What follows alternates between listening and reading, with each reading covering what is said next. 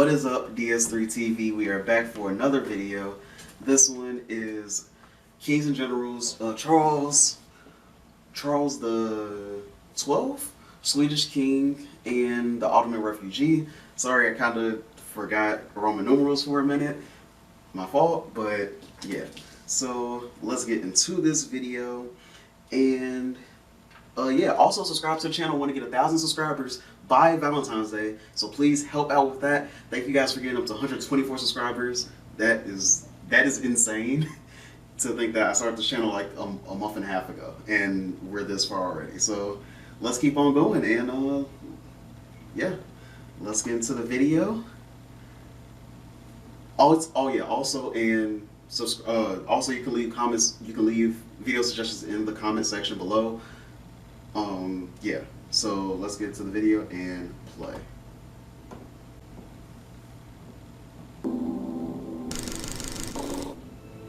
In the year 1700, the Great Northern War began, and the Swedish Empire, which was at its peak, led by the young military genius Charles XII, faced off against a coalition led by the rising Russian Empire under Peter the Great. Charles won multiple victories, despite being usually significantly outnumbered, and his army, the Karelians, is regarded today as one of the most effective military forces in European history.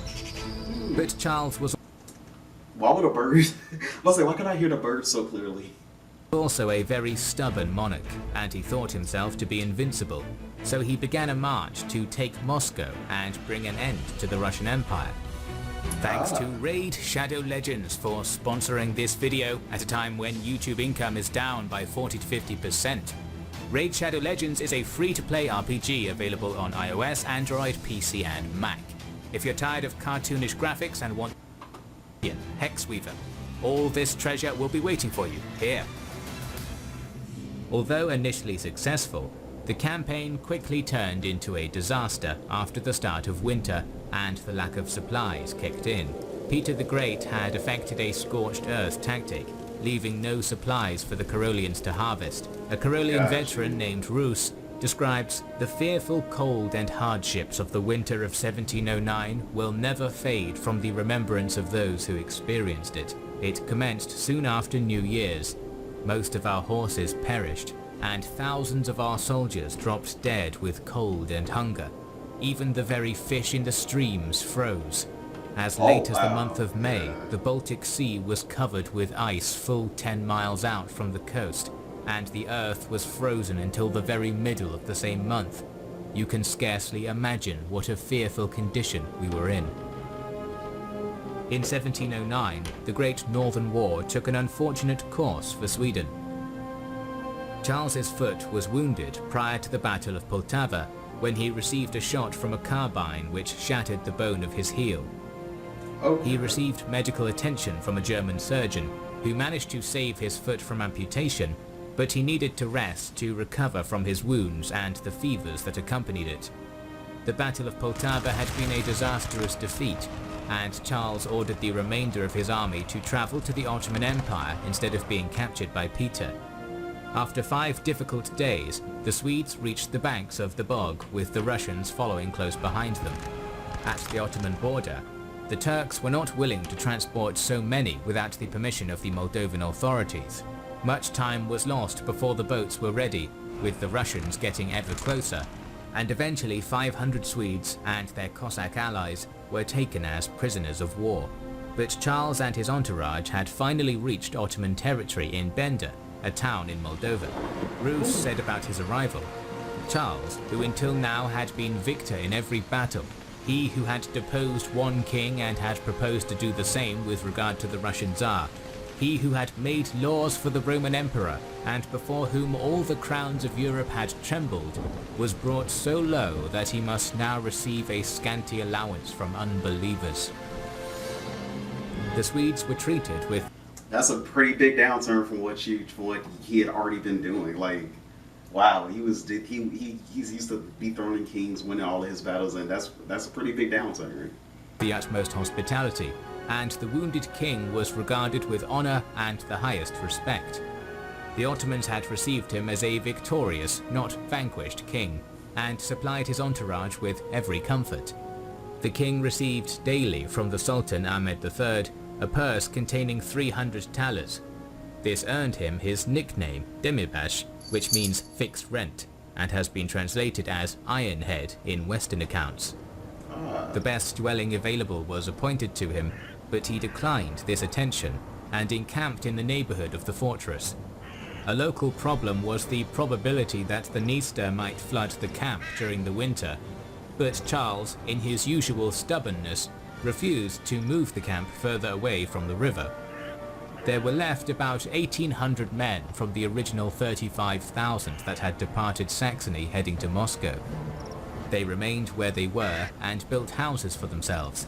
Soon, quite a little town sprang up outside of Bender. Charles had not given up his designs upon Russia, and now urged the Sultan to raise an army and march against the Tsar.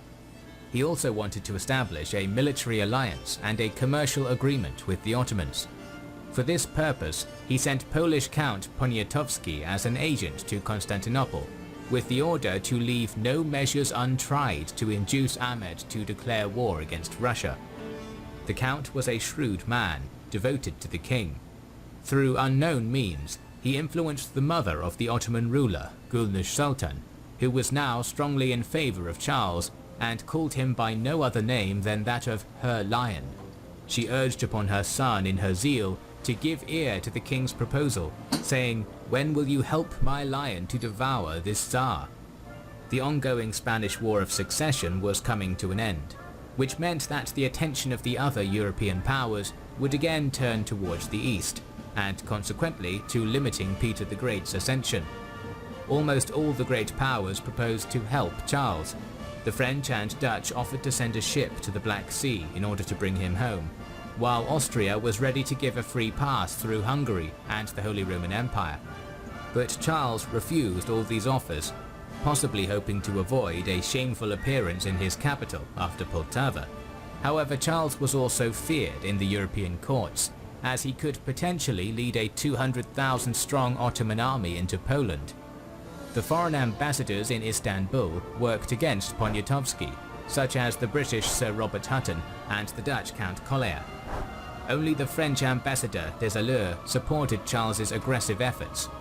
The British, who also disliked Swedish predominance in the Baltic Sea, decided to form a diplomatic coalition against Sweden in 1710 because of the antagonism of its monarch, trying to stop the war. During this time, Sweden was largely controlled by Heinrich von Jörsch, a believer that Sweden was the strongest country in the north and supporter of Charles's policies. He wasn't very well liked by the foreign powers either, and his government only indebted the realm and brought instability to a war-ravaged Sweden. In 1711, Elector George I of Hanover joined the war against Sweden in return for Verden-Bremen. The Prussians would do the same in return for Pomerania. As soon as the king recovered from his wound, his old restless spirit returned. Before the sun rose, he was ready for action, tiring sometimes 3 horses a day and ceaselessly exercising the Karelians. Charles was supplied with plenty of money, but he spent most of it bribing the Grand Vizier Choluluali to advance his interests. However, the latter was also being bribed by Peter the Great, and he delayed the Ottoman invasion in accordance with his Russian ally. The Swedish colony in Bender had plenty of visitors. Curiosity led thousands from Constantinople to see the Ironhead. He was gazed at as if he had been some wild animal, and because it was his habit to abstain from wine and to attend public devotion regularly twice a day, they honored him as a devout Muslim. After a long time, the Sultan seemed to suspect the duplicity of his vizier, and not only deposed but banished him. Kepruluzade Numan Pasha, an upright, honorable man, was appointed his successor, and he tried to pay Charles to leave, but the king refused, stating that he would only return at the head of an army. This vizier was just a freeloader, man. He was let into the country because they were just being nice. Like, honestly, they didn't have to let him into the country. They could have just, like, sandwiched him on both sides. But and nobody would have been mad because no one liked the Swedish king anyway. So I mean, yeah, he's being really, really bold, like really just like a freeloader. Was deposed just 2 months after his appointment, and the seal of the empire was given to Beltaji Mehmet Pasha. He was shrewd enough to see that the king had influential friends at court, particularly the mother of the Sultan and the Crimean Khan Devlet II Gire. Meanwhile, Peter was sending ultimatums asking to hand over Charles, and as the Ottomans were already looking for war with Russia due to the conquest of Azov in 1696, they finally responded by declaring war in November of 1710. At last, the Turks actually did march against the Tsar, with an army of 200,000 men. With this enormous army, the vizier surrounded the Russians under Peter, who only numbered about 50,000 troops. Count Poniatowski, who was with the army, gave the Grand Vizier the very best advice, that he should not allow himself to be drawn into a battle, but should simply famish the Tsar and his army. But the Russians quickly surrendered, and Empress Catherine sued for peace, trying to rescue their Tsar from the siege. And surprisingly, the Grand Vizier yielded, having been bribed by Peter's wife, and a treaty was signed. The Ottoman Empire gained some territory. Poniatowski was the main opposition to this treaty, and he tried to play for time as Charles travelled from Bender to the camp. But the latter arrived too late, and the treaty was concluded, giving safe passage for the Tsar and his army to return to Moscow. Charles was furious, and he accused the Grand Vizier of treason. After a heated discussion, disappointed Charles rode back to Bender. Back at Bender, the Swedish camp was flooded, and the king decided to move to Varnita, where he had built for himself a large stone house. Although he had never cared for splendor, he had it furnished in a most sumptuous manner, so as to command the respect of the Turks. It was also built as sturdy and defensible as possible. Yeah, he was planning on staying there. But Charles had become an enemy of the Grand Vizier, and now faced hostility from his Moldavian hosts. The king was threatened and told to return home, had his letters to the Sultan intercepted, and was denied the money he received from Istanbul. Even with all these hardships, the king remained firm in his resolve, and he started borrowing money from Jews, Christians, Turks and Janissaries with great interest rates, while Poniatowski gathered proof of Mehmet's treachery. When the Grand Vizier was finally deposed thanks to Poniatowski, he was replaced by Aya Yusuf Pasha, who resumed Charles's allowance of money and provisions. 3 years had passed since Charles's exile had begun, and the king hoped again for renewed war with the Russians. But with the Ottomans that wasn't going to happen, as the two empires signed a peace treaty in Adrianople in 1713. Sultan Ahmed himself wrote a letter to Charles asking him to depart back to Sweden. Charles diplomatically refused, but the Turks were growing tired of the Swedes. 1,200 purses of coins were handed to the king in return for leaving, but the king refused the money. This was a little too much for Turkish patience, and the Sultan ordered that if the Swedes would not go by fair means, then Charles would be compelled by force. The Sultan stopped the supply of provisions and withdrew the honor guard that was stationed to protect the Swedes, preparing a 26,000-strong army to expel Charles from Ottoman territory. The king was inexorable in his decision to stay, so the Karelians prepared themselves for a hard struggle. In 1713, the Turks approached the wooden house at Varnita, shouting, "Demirbash, surrender!" The Count of Grotusen came to them trying to convince the Turks to resolve the situation peacefully. This worked, as the Janissaries respected Charles and threatened their commanders with a mutiny if 3 days of respite were not granted to the Karelians. A special Janissary bodyguard was sent to Charles to escort him to Adrianople to speak with the Sultan and negotiate. But at the same time, Charles received a letter from Poniatowski confirming that the Sultan would not accept anything other than a Swedish withdrawal. Enraged, Charles insulted the Janissaries, and the Turks readied for battle. Highly outnumbered, some Swedes surrendered, but many fought valiantly to defend their king. The king repelled the assault with his usual bravery, but it was to no avail. After the retreat to the king's barricaded apartment, a chaotic fight ensued. The king was wounded, but kept fighting along with his Carolean soldiers. After a furious fight, the Janissaries' first assault had been repelled, and they escaped through the windows. For 8 long hours, the Swedes held out against the massive Ottoman army. Charles himself came out, sword in hand, and shouting to the Turks, terrifying them with his unexpected appearance. Every attempt upon the part of the Turks to force their way in failed, and although their cannons kept firing, the house resisted. The Turks then decided to set the house on fire. Charles, instead of leaving, as they thought he would do, immediately gave orders to extinguish the flames, even assisting in putting them out. But the house was set ablaze, and the king ordered a retreat to his apartment. The brave Swedes could not resist anymore, and in the end, Charles and the Swedes were taken captive. The prisoners were brought back to Bender, where they spent the night before being taken to Adrianople. Even at this stage, Charles continued arguing, but news from Sweden stopped that. As no word had been sent by him to Sweden since his stay at Demotica, a report was circulated that he would never return. Because of this, and his prolonged absence from his kingdom, the Swedish council deemed it advisable to offer the regency to Ulrika, the king's sister.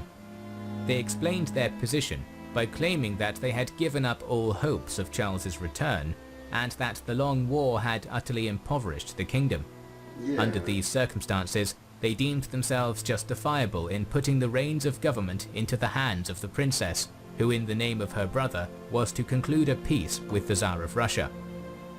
When word of this reached Charles, who feared a possible deposition and didn't want to end the war, he finally made his mind to return to Sweden, setting the first day of October 1714 as the date of his departure. And on that day, the Swedes started their return home, passing through Transylvania, Hungary, and then Germany. The long stay of Charles in the Ottoman Empire was over. We always have more stories to tell, so make sure you are subscribed to our channel and... That was a kind of a weird story right there. Like, I didn't expect all that to happen, but, you know, sometimes, I guess, you know, stubbornness can work out in your favor, and you could, you know, and he was able to go back, you know, to his country, and that happened, so, yeah. And as you see, we have a little cat here helping us. This is Daffy. So yeah, yeah, she's really nice. She just stalks me a lot. But yeah, so talk to you guys in the next video. Subscribe to the channel. Want to get 1,000 subscribers by Valentine's Day. And talk to you guys in the next video. Remember, you can always put your suggestions for what video you want me to watch in the comment section. And talk to you guys in the next video, and peace.